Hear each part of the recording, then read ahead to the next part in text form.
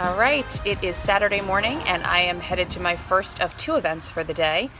The statewide Democratic Party has called a meeting of individuals interested in reinvigorating the Women's Caucus.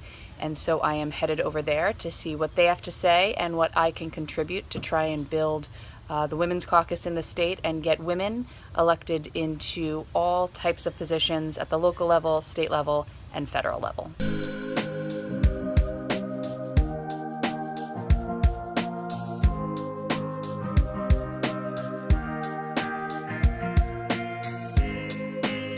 All right, I am headed to my second event of the day, which is a healthcare rally at the state capitol in Hartford. I think originally when this event was scheduled, it was looked at as an opportunity to continue to rally folks and continue to build momentum to try and defeat GOP efforts to repeal and replace Obamacare. But earlier this week, we actually had a huge victory and the GOP's skinny repeal was defeated. And so I think today's event is more going to be a celebration of that huge victory. And so I'm excited to get to the Capitol and see many of my colleagues and co-advocates and co-organizers to really celebrate this huge victory for now, but what is just one step in a continued effort to ensure that millions of Americans maintain their health care.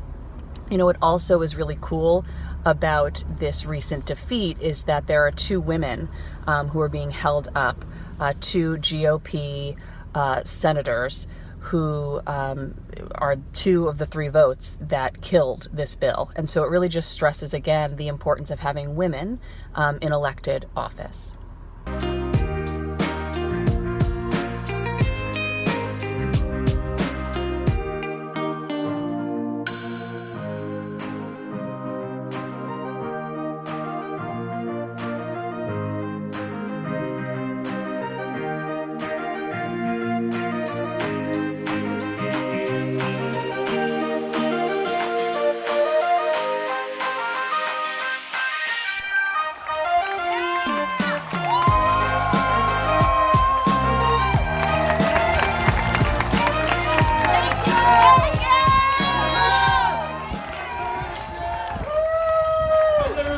This morning.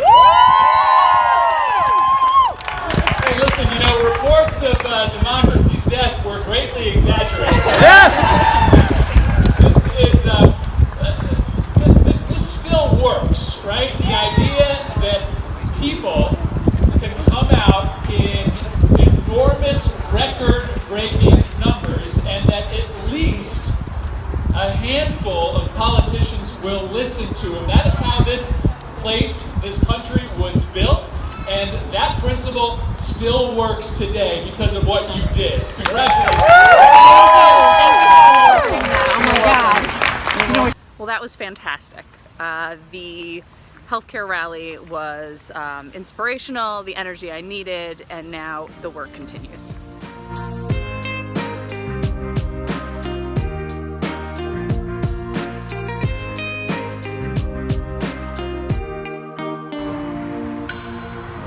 Sometimes I work after work.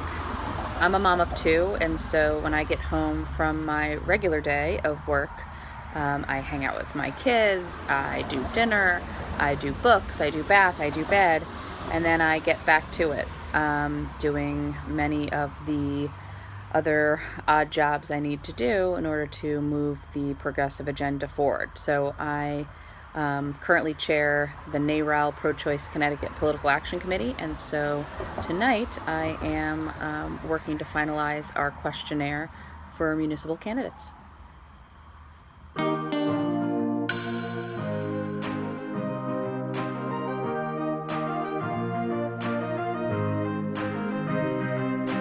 The Democratic Congressional Campaign Committee, the DCCC, has made an announcement that they will support anti-choice candidates.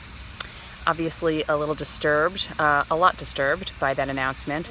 They're claiming that they don't have a litmus test for candidates. However, they do have a platform in which they state that they support women's access to safe and legal abortion. Abortion is definitely a personal decision, but it should not take priority over a candidate representing the people they were elected to serve.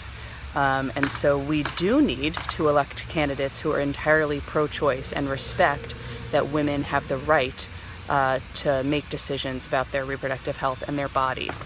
And so I'm about to get on a phone call with one of my colleagues who actually attended that Women's Caucus meeting with me earlier in the week to see what we can do here in Connecticut to try and put pressure on the DCCC to change their statement and opinion.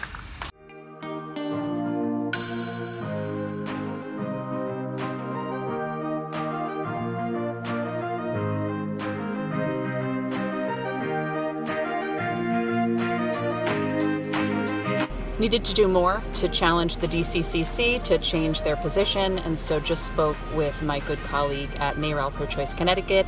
They too are very frustrated by this position to endorse anti-choice candidates, and so we are moving full steam ahead with a press conference for tomorrow at 10 a.m. inviting many of the progressive groups in Connecticut to call on the DCCC to reverse their position and stand for pro-choice values.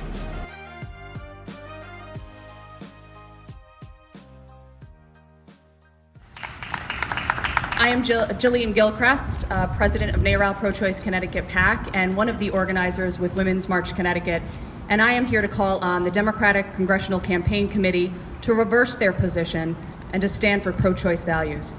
I also call on the state Democratic Party to do the same. The Women's March was the largest single-day protest in U.S. history. It is estimated that between 3 and 4 million people stood together in the U.S. and more than 5 million worldwide.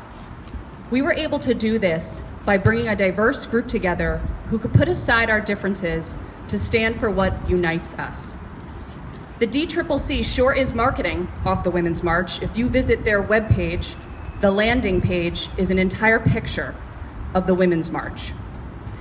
But I don't think they read our unity principles, and they certainly didn't learn from our approach. You see, the Women's March believes in pro-choice values. And we believe that when you bring people in, you don't do it at the expense of others. We need the DCCC and all Democratic leaders to treat abortion as a personal decision and not a political one. Broaden the coalition by bringing in candidates who respect women and our reproductive health decisions. If a candidate opposes abortion for personal or religious beliefs, so be it.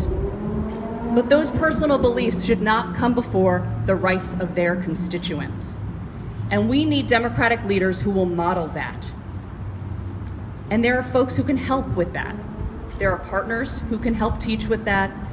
So learn from us, learn from the Democratic leaders here in Connecticut, and most importantly, stand with women, not against us. Thank you.